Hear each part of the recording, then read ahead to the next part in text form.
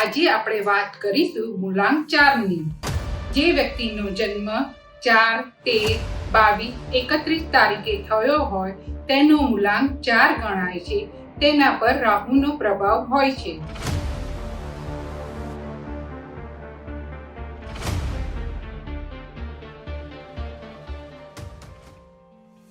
મૂલાંક 4 વાળા લોકો સામાન્ય રીતે અલગ વિચારધારા ધરાવતા હોય છે.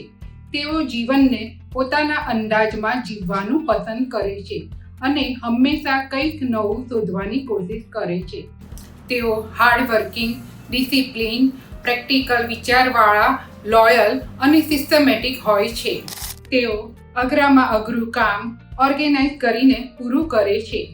જ્યારે તેમની ઉર્જાનું સંતુલન ખોરવાય છે ત્યારે તેઓ ઓર્થોડોક્સ, બોરિંગ, જિદ્દી, નેગેટિવ થિંકિંગ અને ઓવર કોશિયસ થઈ જાય છે. તેઓ પોતાના રૂલ્સથી એટલા જિદ્દી થઈ જાય છે કે લાઈફમાં ચેન્જ કરવાથી ડરતા હોય છે અને તેથી વધુ મુશ્કેલી ઊભી થાય છે.